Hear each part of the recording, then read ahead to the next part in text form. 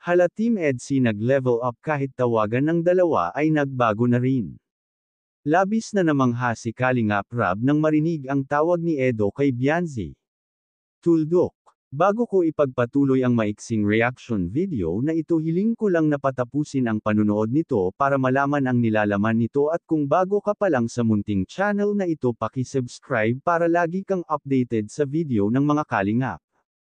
At pakisuportahan natin ang ama ng Kalingap na Val Santos Matubang, Ate Edna Vlog at si Kalingap Rab.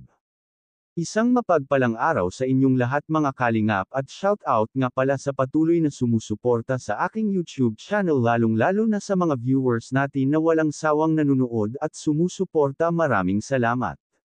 Mga Kalingap, nagulat nga itong si Kalingap Rab nang marinig nito ang tawagan nina Edo at Bianzi sa isa't isa. Biglang sinabi ni Kalingap Rab na may bago na pala silang tawagan ngayon. Dahil pag tinatawag ni Edo si Bianzi, ang tawag nito kay Bianzi ay best friend.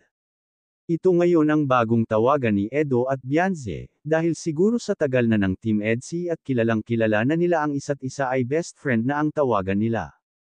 Sa ngayon ay best friend ang tawagan nila kasi masyado pang bata si Bianzi. Malay natin pagdating ng panahon at pag nasa tamang edad na si Bianzi.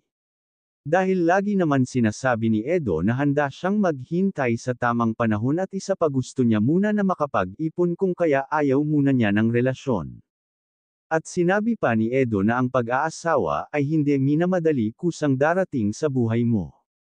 Ayon nga sa interview sa kanya ay 30 pa siya mag-aasawa. Mukha nga talagang may hinihintay itong si Edo, dahil sa ngayon ay gusto muna niya magpo-post sa pagtulong sa mga nangangailangan. At ini-enjoy muna ni Edo ang pagiging single nito.